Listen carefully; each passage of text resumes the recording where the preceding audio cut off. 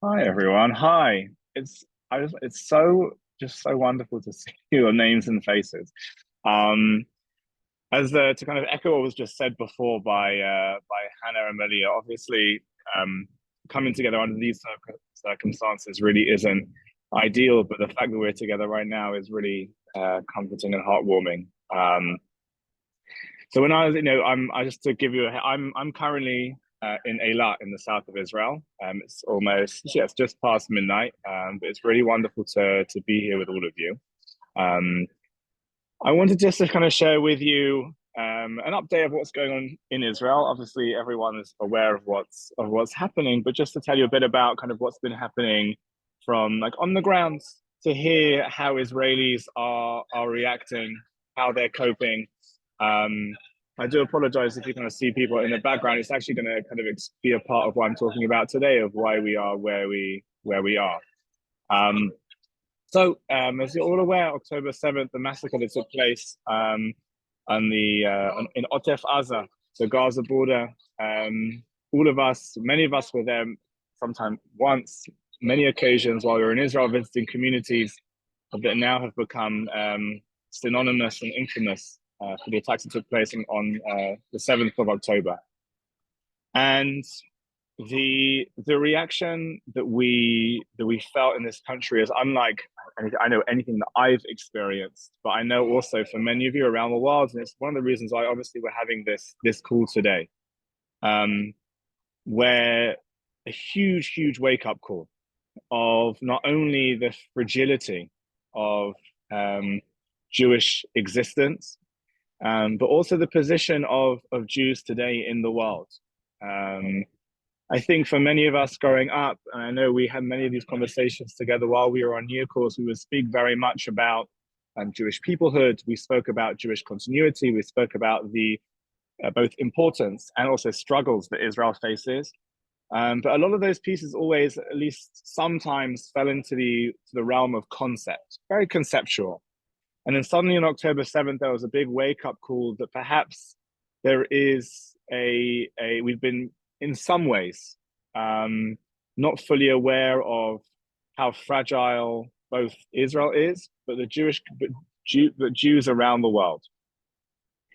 And now almost, I mean, it seems like an eternity ago, but 3 weeks ago, I was with the group in Sfat, um, and we were having celebrations in Sfat. And I'm sure for those of you that were there, some of you can remember, some of you maybe remember less, but we were having a very wonderful time in Sfat. And I was there with the group. My family were in Kiryat Gat, and I wake up in the morning and my phone has been buzzing and buzzing and buzzing and buzzing. I tend to try not to use my phone on Shabbat, but I take a look and I see all these reports coming in. And instantly we're speaking to the Madrachim, and as people are waking up in the group, we kind of gather everyone and explain what's going on. I'm now on the phone to Shoshana and the kids who've been in the bomb shelter the entire morning. Um, we live in Kiryat Gat. All of you have visited my house, and we're not, on the border with Gaza, but we're very close. And Shoshana and the kids have been in their bomb shelter the entire morning, kind of following the news. And after kind of explaining everything to the year courses, we came down south, eventually ending up in the Arava region, close, very close to Eilat. And instantly, the rug was pulled from underneath us, and especially here on year course, the question that remained was not necessarily what was going on or how we were going to move forward, but more of what can we do. And very quickly, that became the message in Israel. Um, there's a phrase that's come out, and there's still a discussion going on here, especially as the war continues, as to where is the state at the moment. That we very much have been reminded during these times that we have a people, the people of Israel and the Jewish people around the world have come together like nothing that I've ever seen or anyone has ever seen before. But the state itself is still trying to find its feet. And year course and the year courses who are here now and year courses from your year and years previously, I remember seeing instantly the post going around of raising money in order to support soldiers and displaced families. But the amount of people that got together instantly to raise money for clothing and shelter and food and games for displaced families from the Gaza border communities, and also to supply soldiers with the basics that they weren't being necessarily given by the army, whether it was equipment or just warm food, was incredible. So year courses, we gathered them together and we went down south and we started working with families. And that's what we've been doing now for the last nearly 2.5 weeks. I can tell you now, and I'm not usually like this, but I've been on the verge of tears, basically, since October 7th, even till today. Sometimes just out of utter grief, whether it's going to funerals of, funeral of a scout who was on year course a number of years ago, whether it's hearing and seeing my friends being called up to the army, waiting for both relief or the ultimate bad news.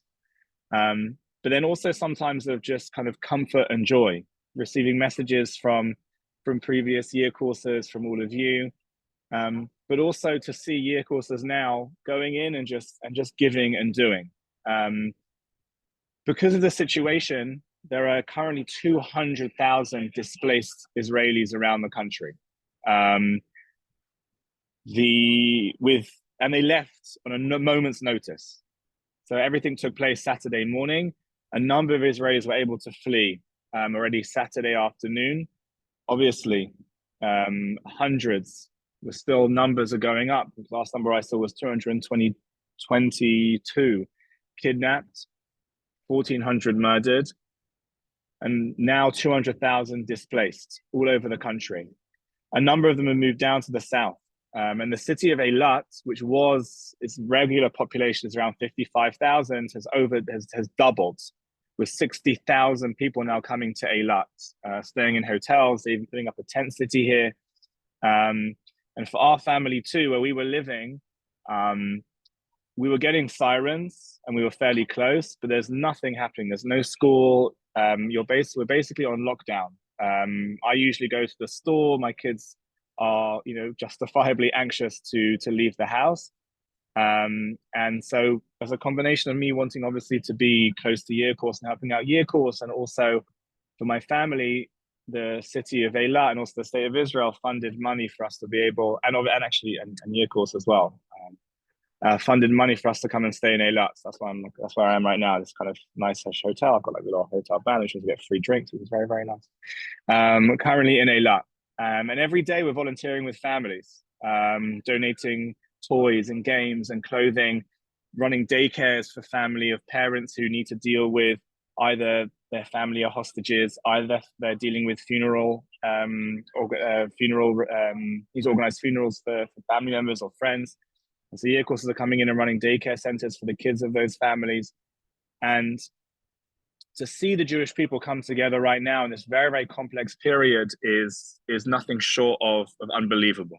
Nothing short of again, just it brings tears to your eyes. And the situation is complex. I think for me at least, one of the most difficult parts of this piece is the grief.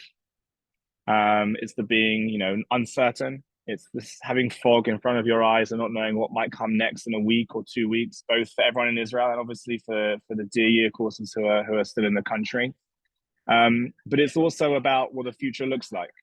There was lots of nuanced conversations, pluralistic conversations that happen in our spaces in Young Judea.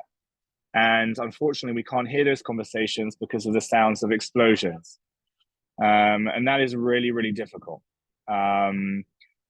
The time really now is to think forward of how we can come to some kind of future for all of our communities, for all of our peoples, whether they be Jewish, Palestinian, Arab, Muslim, Christian, Jewish, Israeli.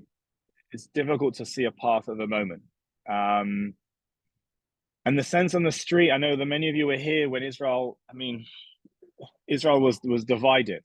You were here during the protests.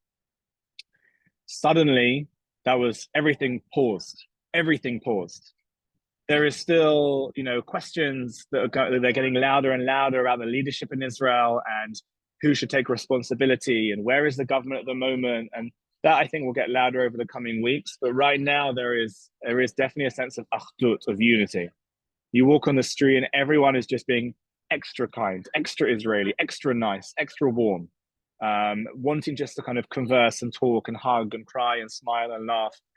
Um, and I think we also feel kind of whenever we see messages coming out from people abroad, in the US, UK, across the world, both of support, whether it's raising money, whether it's putting posts on Instagram, whether it's sending messages on WhatsApp, each interaction is a deep, deep comfort.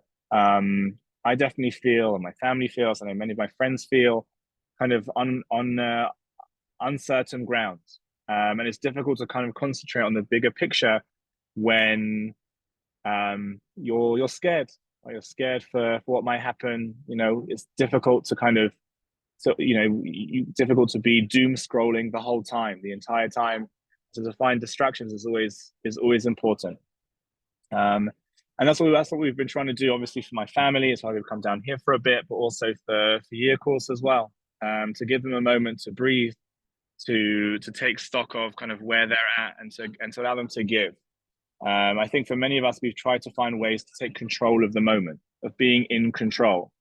And similarly, whether it was 3 years ago at COVID, or whether it was even moments I remember during our year course when there were definitely precarious moments of security within Israel, we were trying to kind of take control of the moment. You can give very clear and concise instructions of what's going to happen next, but still you're trying to kind of make sense of what's happening.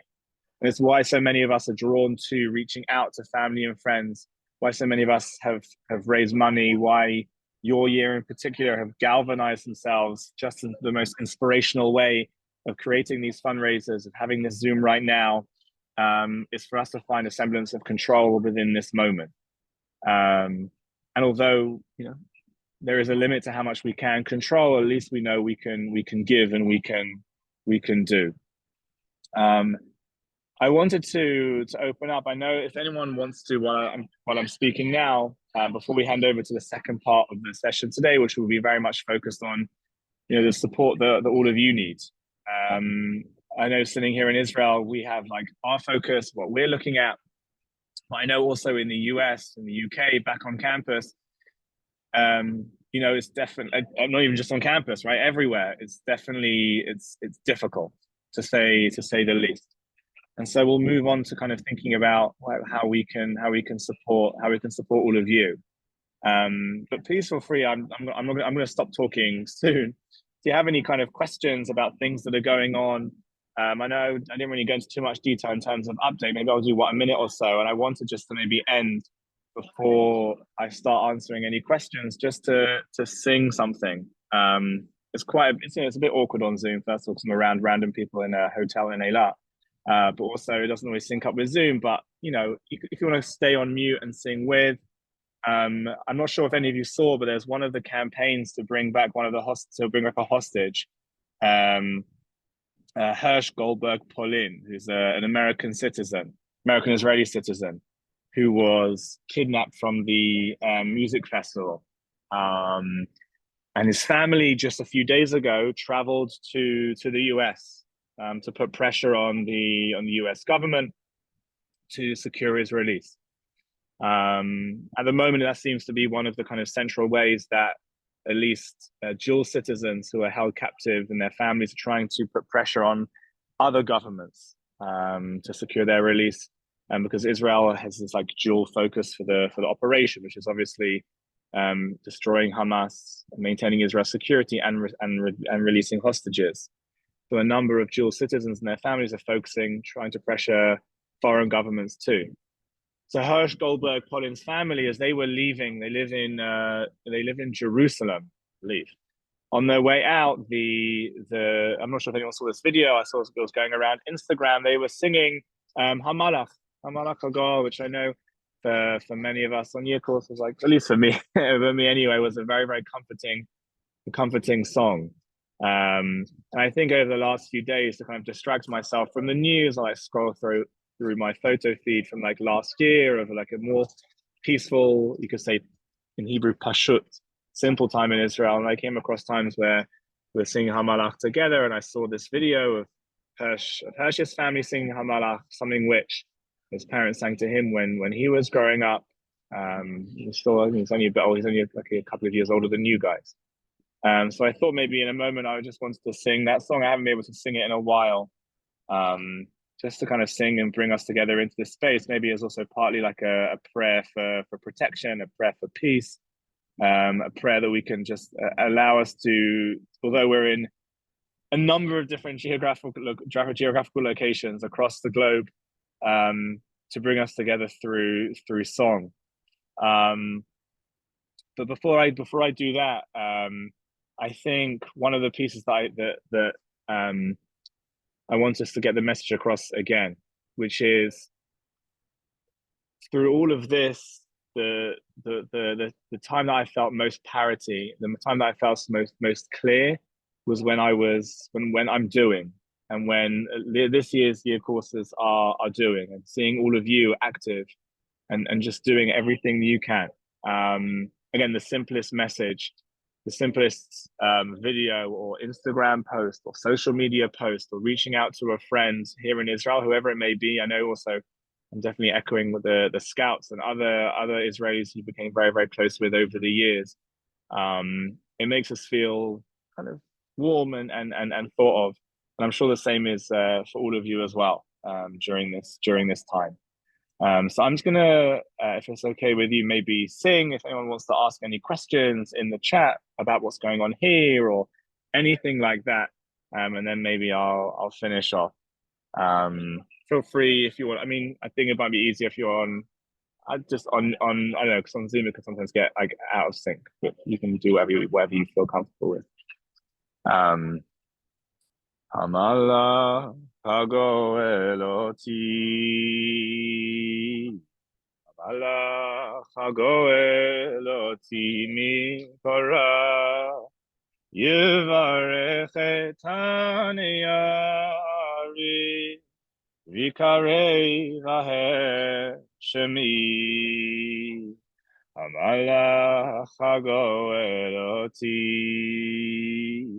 Amalach hagoeloti mikora yevarech etaniari vikarei vahem shemi v'shem avotai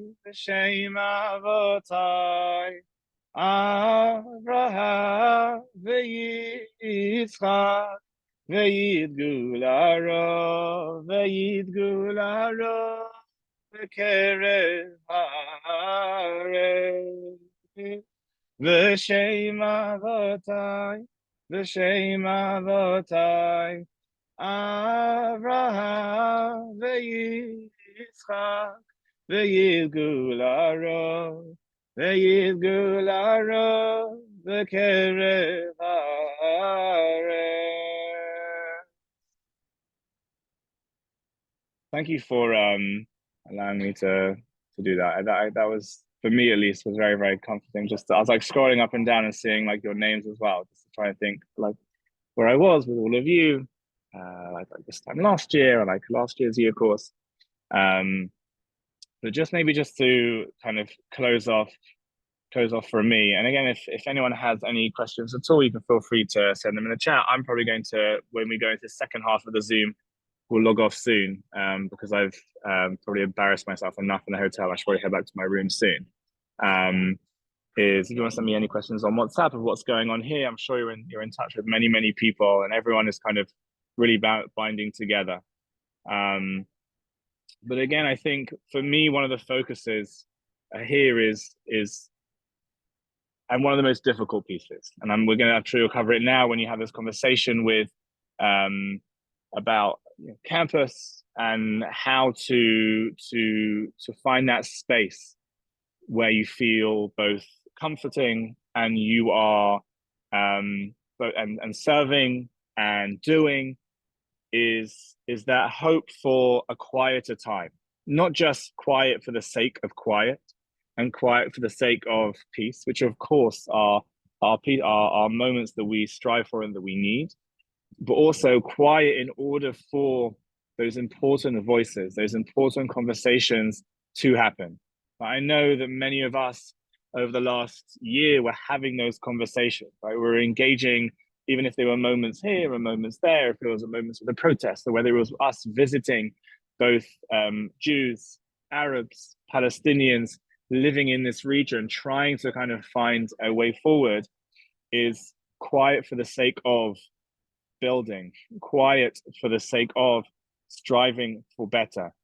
I think that's something which is I'm trying to kind of keep in my mind, right? And it's very easy. It's easy to get distracted when you have a siren. It's easy to get distracted when there are when you have terrorists in your backyard trying to distract you, trying to cause you to hate, trying to cause you to want vengeance with no boundaries. And it's always reminding yourself where do I want to end up to be? And I think hopefully, soon we'll have that quiet that will give us the ability to be able to do that. And I know now there are more critical questions, and we'll definitely answer those now. I just got a question now of, like, is anything that you guys can do from the US or from the UK, wherever you are? I think already seeing a number of you. Look, there's definitely multiple organizations, both to donate to and also to raise their voice or to raise awareness for. If anyone wants specific kind of links, I'll send them out. To come back to a phrase that I read the other day, there was a celebration that took place in a hotel near here in Eilat for the community of Yad Mordechai. Yad Mordechai is a kibbutz just north of Gaza, on the Gaza border. It's very, very famous for a number of different reasons. One of it is the honey that they make.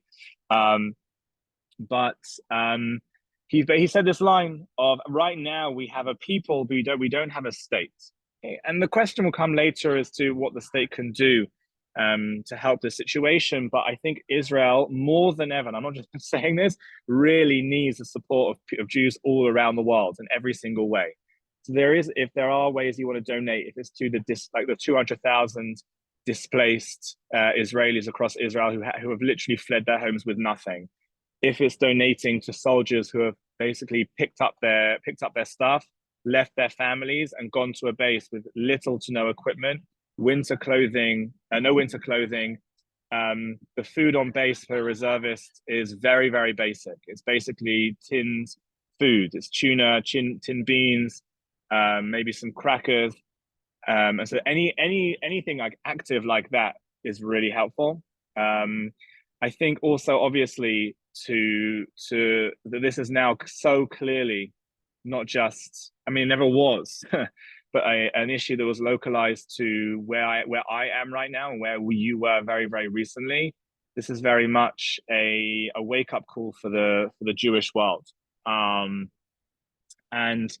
the more vocal you can be, the more you can use the multitude of information that's online to spread, even if it's just awareness or to push back against Jew hatred, is vital right now. And I know also it's something as basic as, even when someone anywhere around the world sees that, or someone from in Israel receives a message from any of you, is hugely empowering and comforting.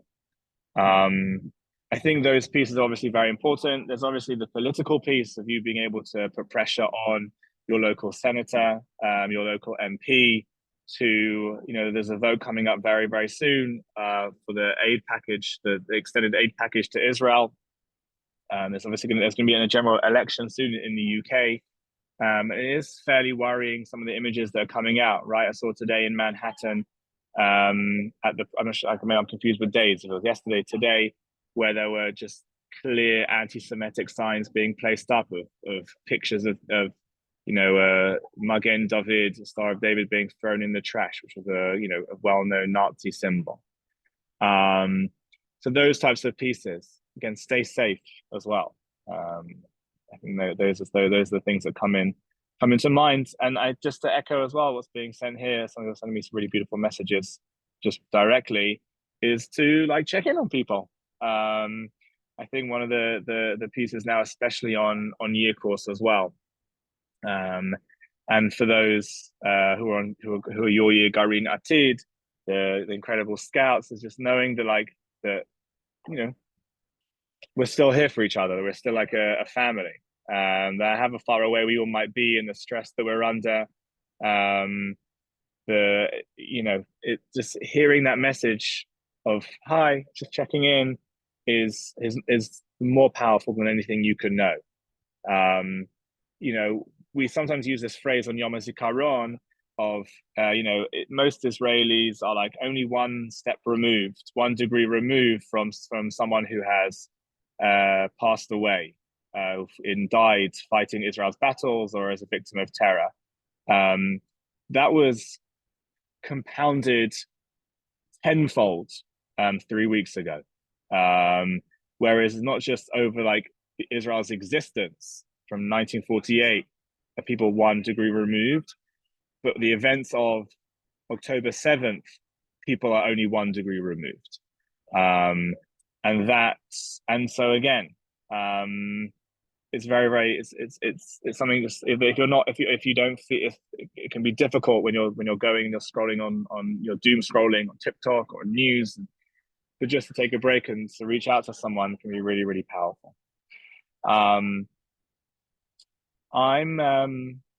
It's been really wonderful speaking with you. I'm going to now stop ranting. It's so lovely to see all of you and to hear from all of you. I hope seeing your faces is making me feel so comforted, and seeing even seeing different hairstyles and facial hair, it's just so wonderful to see. I'm saying that now because I can just see Alex just came on. He's rocking an absolute monster mustache. I can't get distracted. Let me focus. But it's just seeing all of you and hearing from all of you is really, really wonderful. I hope hearing from me is also wonderful for you too. But we're happy to be here. We're proud to be here. It's every day is mixture of laughing, smiling, crying, hugging, distraught, despair, grief, hope, and then you have breakfast. So thank you all very, very much. I think we're going to move now on to kind of the next half of today's Zoom. I'm going to pass back to our hosts, Malia and Hannah. But thank you so very, very much, everyone.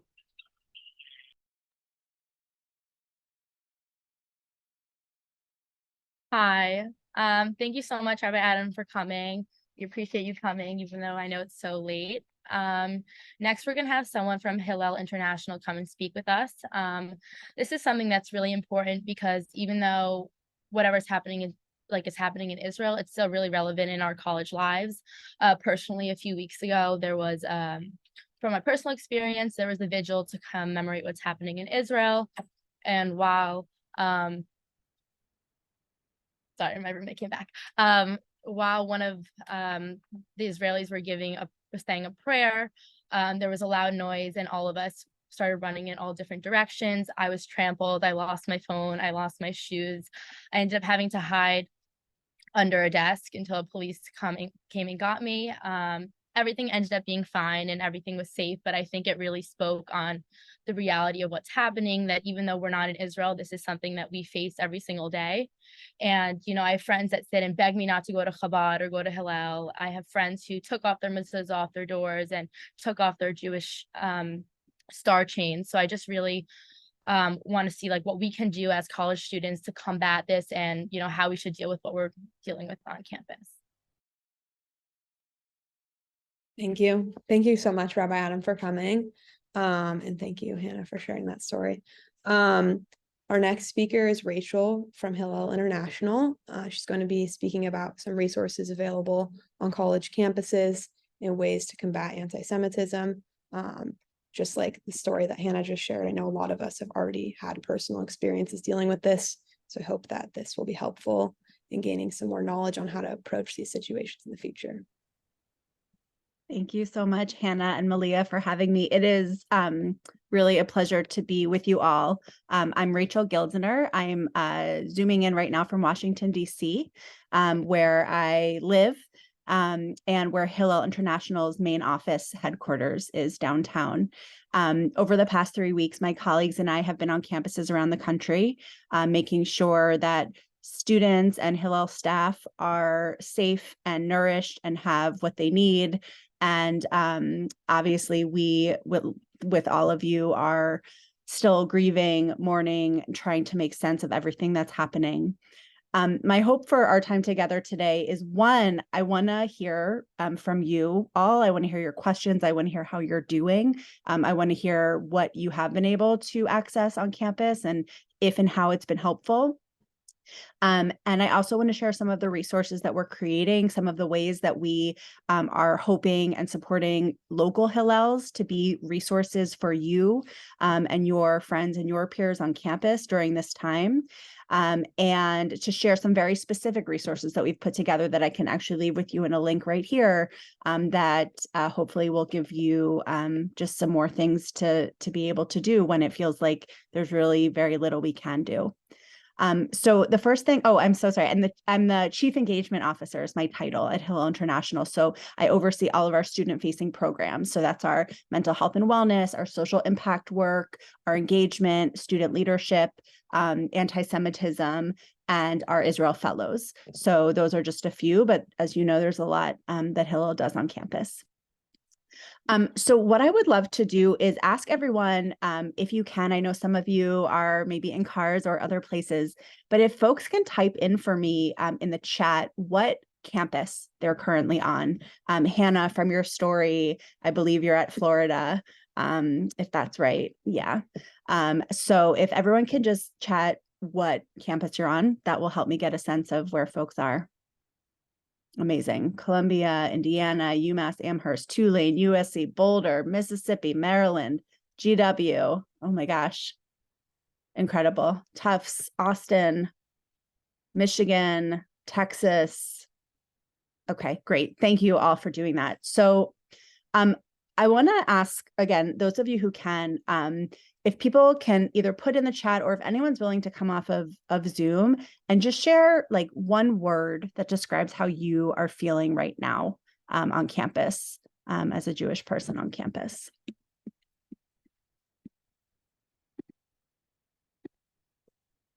Israel.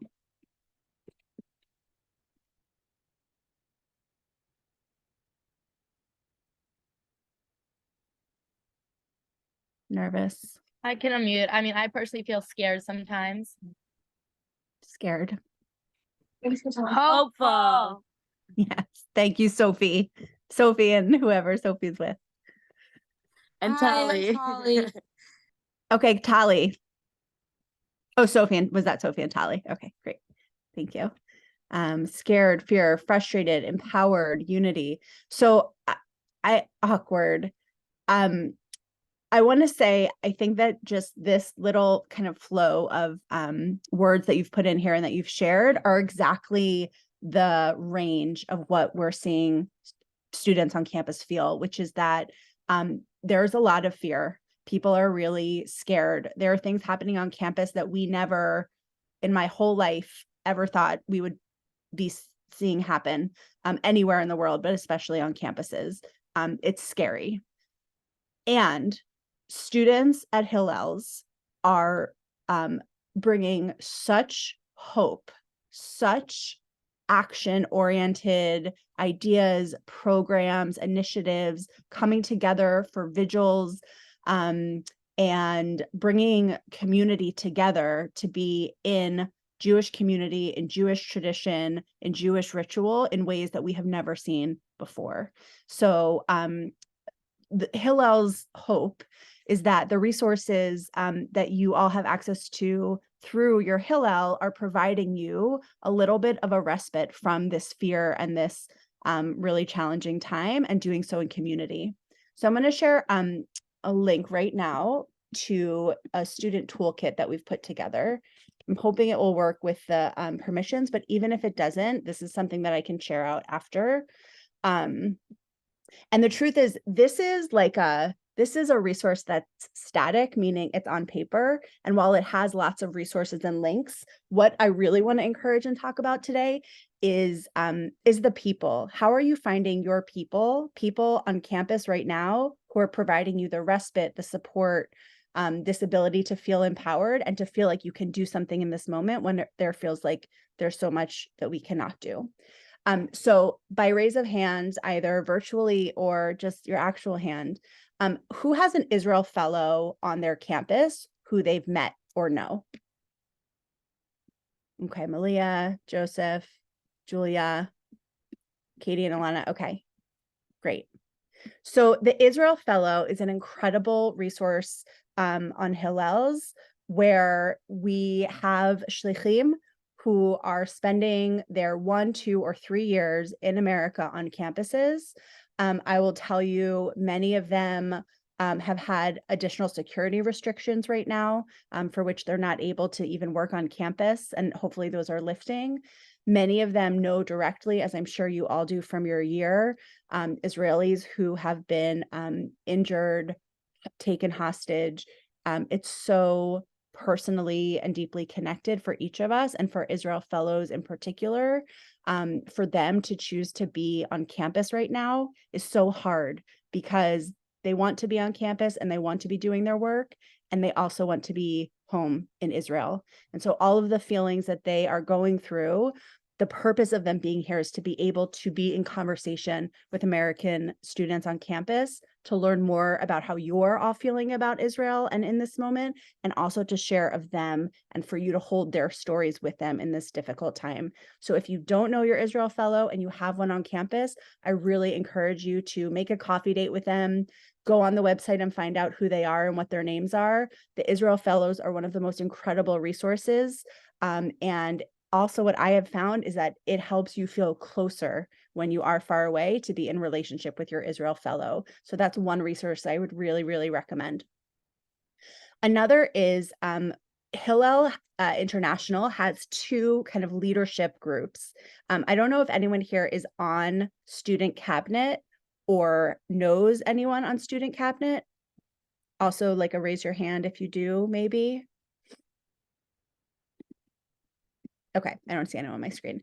So basically, one of the ways that Hillel International can support local campuses is by helping create a national structure for students to have ways to lead across Hillel's. So we have a student cabinet that is made up from students around the country. They come together in person and they try to be a national voice for the student experience. So some of those students are looking for ways to, I think actually Hannah, if you know someone named Gali, she's the president of our student cabinet and she's at the University of Florida, and I think also spoke at the vigil that night. Connecting with members of cabinet who are on your campus is another great way, one, to be in relationship with someone who has a voice to Hillel International, but also because there are grants available to create programs. So again, those programs could be Shabbat dinners. It could be supporting, bringing people into maybe a Greek house where you live. I know most of you are first years, and so maybe you're not connected to Greek life yet, but the programs don't have to be at the Hillel building and they don't have to be about Hillel. Our role is to support Jewish college students, Jewish students on campus wherever you are, and to give you the resources that you need. So again, getting access to those resources through your Hillel, through your Israel Fellow, or through a cabinet member is one great way to be building community. And then something that we're also just hearing from a lot of students right now is they just want content. They want to see what other students are saying, putting online, ways to tell their story in a sea of a lot of misinformation and feeling very attacked. We're trying to share out some content that was created by students on campus to help feel in solidarity and like you're not so alone. So these are just a few of the things that Hillel can offer. And that's all to say, we know that the student experience is so particular based on what campus you're on, what year you're in, what dorm you live in.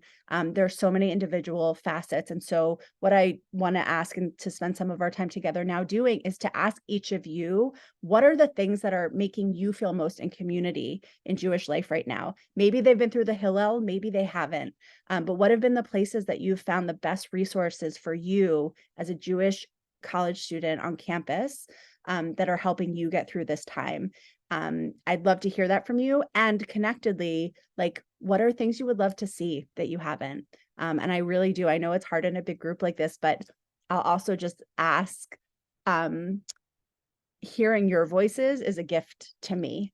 Again, I've been going to campuses around the country, and the chance to hear your experiences on the ground has been incredible. So I'm going to ask you to use those voices now and share with me what are some of the things that you have found on campus that have been the most helpful or missing in this time for you. And you can raise your hand, I can call on you, or if you want to unmute and jump in. Reeve. And if you can say what campus you're joining us from. I'm joining you from the University of Mississippi. I wanted to point out that my Hillel, even though it's like, first of all, I didn't really know they existed for a very long time.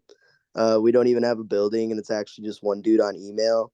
But once it came to like to have a vigil, I had some Jewish friends reach out to me that I met on my campus, and I was able to attend, and I found out there are about 20 to 30 plus other Jews that I had no idea existed at our campus.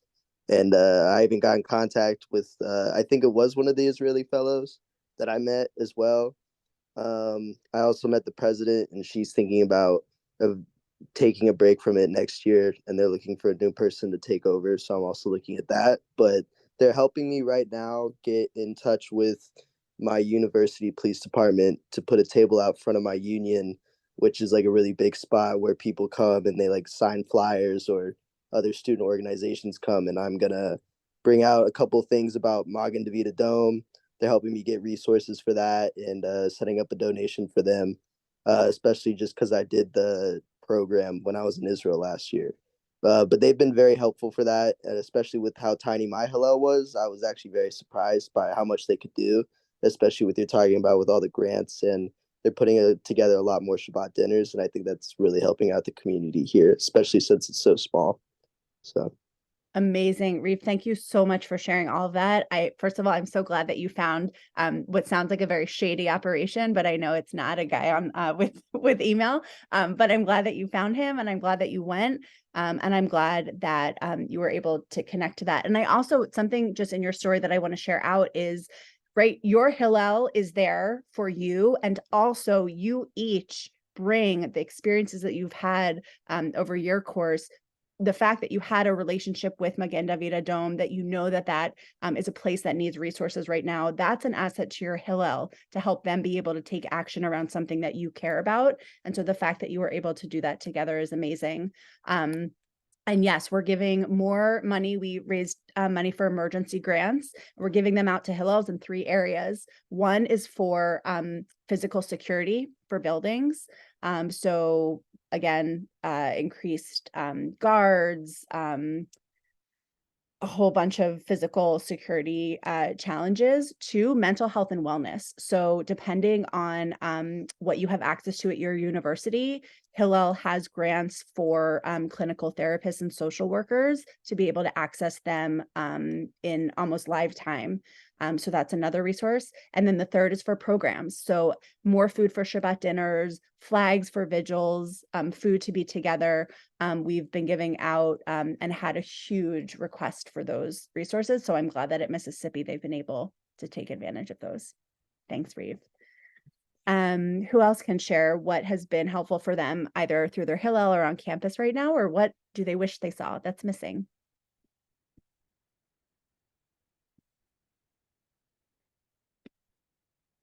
Michaela, thank you. I'm at Indiana University, and something that has been that was super, super helpful for me is that the Monday after everything happened, we had Hillel and Chabad came together and did like a campus-wide vigil and memorial for all the lives lost. And I think close to 1,000 people showed up, and it was really like impactful to see like just physically how many people were there. And also like the after that Monday, the couple days after that, Hillel opened their doors completely to like all Jewish students on campus and non-Jews as well to come in and just like be in Hillel. They had like coffee bar and food and bagels, and they had actually a mental health professional that's part of the CAPS program at my school come in and offer like free services to anyone who really needed them. And it became kind of like a safe place for Jewish students and Israeli students on campus. So it's definitely been like a huge part of trying to like heal from this and while being on campus. Yeah. Thank you so much, Michaela. And I appreciate the word you used about healing. I think, you know, we've seen a few kind of immediate responses. Obviously, in the beginning and even until now, we're grieving and we're shocked. And there's a lot of hurt and pain. And some people were ready sooner to go right into kind of action defense mode. And a lot of people just still need healing and are feeling the trauma and are not yet ready to do, but just need to be kind of like nourished and be together. And so I love that your Hillel was able to provide that. Again, mental health professionals right now are hard to find with availability. It's been really hard to find those appointments. And so the fact that Hillels and universities can provide that is a huge resource. And so I'm glad that you're accessing those as well. Let's take one more from someone else, either that has been helpful and comforting to them or that they feel like is missing.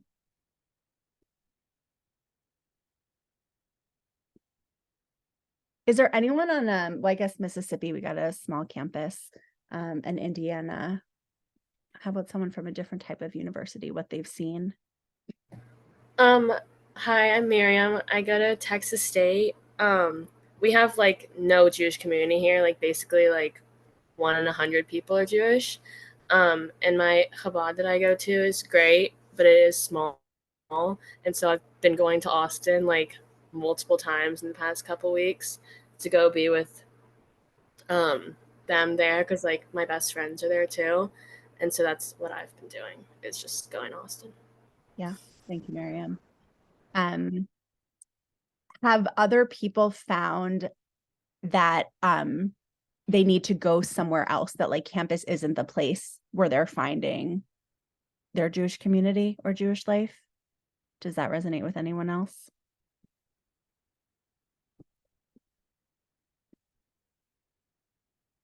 Yes, Yossi. Yeah, so I like the hill here.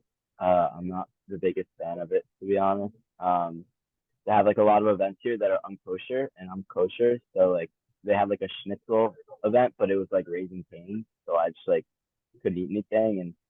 And there's like a Chabad here that's a lot more popular, so people go to Chabad. But like for me, like the kind of Jewish community that I've been going to is like my friends from back home, my year and like year course friends. Kind of feels like no one really cares here either way. Like no one cares about Palestine, which is whatever, and no one cares about Israel either. So it's just like no one cares, and like I'm the only one like sitting there like looking at the news on my phone sort of all day long, and I'm the only one who cares. So that's the feeling here a little bit for me. Yossi, can you tell me again what campus you're on? I'm at Penn State. Penn State. Yeah. I just want to really, I hear you so deeply, and I'm sorry that that is the experience and that you're feeling alone. One of the things, I mean, really, like, I just, right, like the experience that Hannah described in the beginning of thousands or hundreds of students being together and being supported, like that is a huge sense of support. And I know that not every student is feeling that or has that experience on campus. Also, Miriam, what you were saying you have at Texas State. And so if there are ways, even just individually, I mean, this is an incredible group that you have here with your year course alumni and the ability to be together. If there are resources that you need not because you want to get involved in Hillel, but because Hillel can pay for you all to have a Shabbat dinner together, or to do something that takes you away from the scrolling, or they're there for you, whether you really want to be a part of the Hillel or not. And so even if we wanted to talk online about ways that we could get you, access to something to fund your own thing, whatever that is. And also, our hope is that no one is feeling alone. So I want to like validate how you're feeling and say that we see you. I'm not feeling like too alone, but that's just kind of what it feels like here, like that no one really cares that much. Yeah. Like there was a vigil that we had, and there was like a pretty good turnout. There was also like a Palestinian protest, and that was like a lot smaller in comparison. But like the vigil here, there was like a representative from the community who spoke, and like he's a Jewish guy, but he kind of sounded like the most non-Jewish Jewish guy you'd ever. So like that also wasn't like too encouraging. Yeah. So, Yeah. But I'm chilling, like it's all good.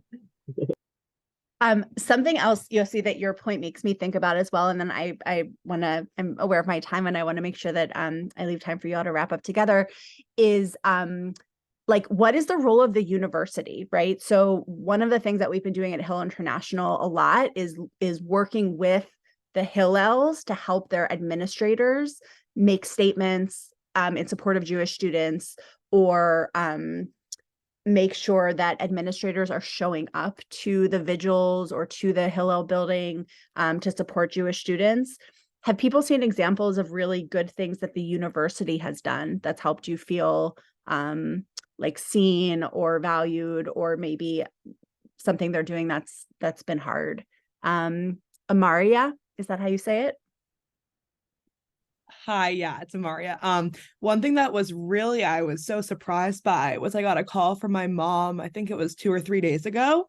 And she was reaching out because she received a call from the Hillel, because I'm in this program here at Tulane called Tulane Jewish Leaders. And, we plan a couple events during the year.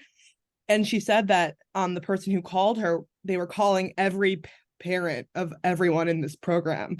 And I was so surprised by that. I didn't hear about that and only heard about it because my mom told me, but I think that that's really cool. That's beautiful. I love that so much. And that's the other kind of thing where, like, for some people, especially who aren't feeling safe right now to be in large, big spaces, the idea of like a personal phone call and hearing from someone who's thinking about you or sees you, even if you're not physically kind of at a big vigil, but that one-on-one reach out. And I think Rabbi Drucker was saying this in the beginning, that one-on-one reach out is incredible. So I guess just in terms of parting notes, one, Amit has my information, and I'm always happy to be a resource, either to connect you to your local Hillel or just to be a resource. Two, to share that list of resources, content, wellness, other things with you all. And three, just to say, we know right now that to be a Jewish student on campus is not what it might have been a year ago or even a few weeks ago, that this awful thing that we're all experiencing is taking so many different shapes and forms on campus. And we see you, we want to hold you and know that we're sending strength, and that as these days and weeks go on, if there are things that you and your friends and your peers need to feel safe and in community, that you reach out to each other as an incredible network, and also that Hillel International and Hillel locally can be a resource to help connect you to the community that you're looking for. So thank you for having me, and for it's such a pleasure to hear from you all and see your faces, and thank you. Okay, thank you very much, Rachel. Thank you for helping us with this event. I will use the opportunity also to introduce myself. But first of all, to let you know that I will pass on Rachel's email. So if you will feel that you need any specific contact or any more information, you can feel free to reach either me or Rachel or Taylor. We will help you with everything you need, basically. So my name is Amit. Some of you maybe met me in Gesher. I see some familiar faces. Yeah, I see Shachar over there. But most of you don't. I am the new Central Shaliach and Director of Israel Education in Young Judea. It's a role that hasn't been existing for the last 15 years. And now it's reopened. After 15 years, you can say reopened or just new. My role basically is to help rebuild the year-round program and Israel Education program in Young Judea. So my purpose, at least at the beginning, as you can all hear probably, I'm Israeli. I moved to New York. It's next week, it will be 2 months. My main goal is to meet in person or in Zoom with whoever I can and needs any help, advice, stuff that are related to Israel, writing contents, sources, hosting an event, getting speakers to come to events, whatever you need, you can come to me.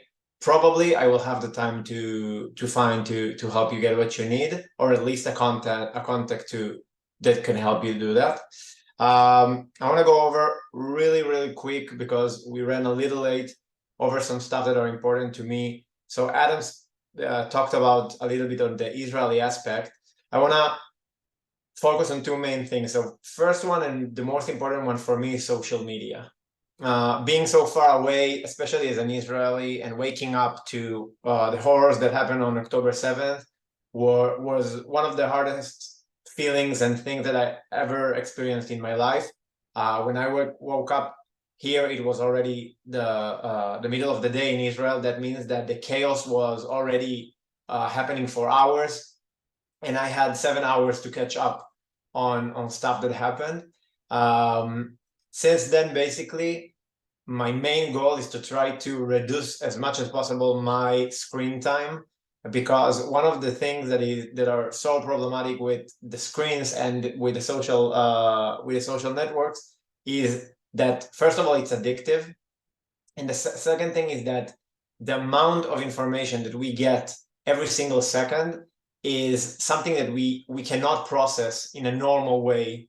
And I'm not even talking of people that are, for example, on Telegram or places that are less, that has much less bars than, for example, Facebook or Instagram, that can really be exposed to contents that are hard to see on a daily basis and keep yourself together. So even if you don't see it now, watching those videos, those pictures, those whatever it is in the long term can cause a real stress, like a real stress and need for help. So that's going to my second point.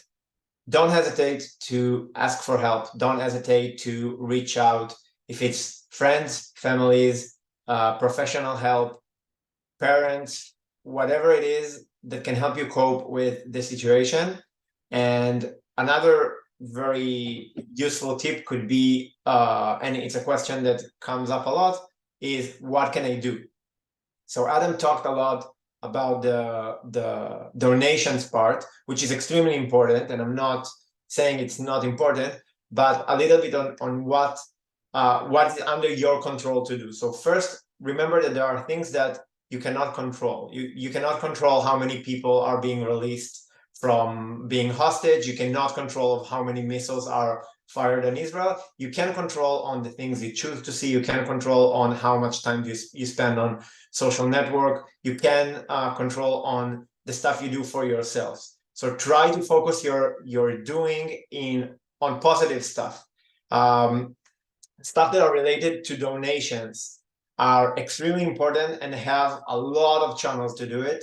Just make sure that the channel that you donate to or the people you're talking to are legit sources of donations, just because of the fact that unfortunately there are a lot of people taking advantage of the situation, collecting donations, and then disappearing.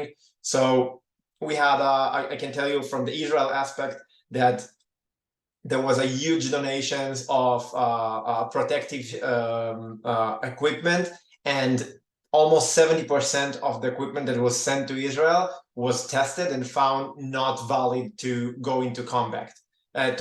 So everything that all the money that was spent on getting really expensive equipment eventually was not used. So it's really, really important to check your sources. You can, if you have any, I will write my email when we send, we'll send an email of like a conclusion of everything that we've been through here. You'll have my details. If you're not sure about your source, you can double check it with me. I will gladly do a double check and we'll see that your source is valid. I invite you to be involved and be interested in what is happening in Israel and take an active part. But remember that eventually this thing will be over. We, for sure, I can assure you that without being a military person, we will win it and we will prevail and we will be able to get up from this situation. But no less important than this is the day after. So it's really, really important to take care of yourself. Don't feel bad that you are far away. Don't feel bad if you're taking 2 days of vacation and disconnecting completely from social media or from WhatsApp or whatever it is. Things will happen with or without us. I can tell you this in my personal aspect of being so far away from home. My first intuition was to leave everything behind, hop on a plane and go back home. But I wasn't called on reserves. I don't have like a physical thing that I can do there. And after 48 hours of gathering my thoughts, I understood the importance of me being here. The last thing I wanna talk about is if you engage in your personal life or on campus on something that makes you feel unsafe. And this is, let's say, a tip, but also a request. Do not engage. Engage only in places when you feel safe, that the conversation is a conversation and not one person verbally or physically attacking you. There is no need to try to flip people from, if they are, for example, shouting phrases like from the river to the sea and stuff like that, they will not suddenly will have a coffee with you and listen to whatever you have to say in a very friendly way. But the people that are on the fence, the people that are not sure exactly what do they feel about the situation in Israel, gather an information, build an argument, a strong argument, learn how to have a decent conversation, and then I welcome you to talk with whoever you want. But it was just important for me to stress the fact that there are people that, let's take for example, and that will be my last thing. Let's take for example the incident of bombarding the hospital. Doesn't matter how many proof you will show them. It doesn't matter how many. If you will give them a recording of the commander of Hamas himself admitting that it was the Islamic Jihad that did it, the people that are against us will say it's AI, it's recorded, it's whatever. You won't persuade them. So focus on the good. There's a lot of light in those horrific days. I will join Adam with the fact that since October 8th, I think we were all in a shock that doesn't end, but it will end. And as I said, we will prevail, we will win. Most cliche, but Am Yisrael Chai, really. We have to win. We have no other choice. So we have to win.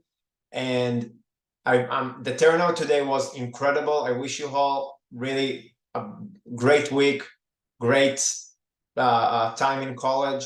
Spend it wisely. This is an incredible time. And I'm really proud and happy to be a new Judean.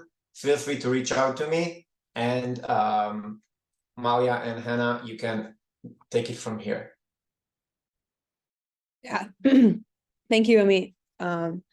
Thank you guys all so much for coming. Just like taking an hour out of your day means a lot to be together, and it's been really nice to see all your faces, everyone moving around in their college campuses.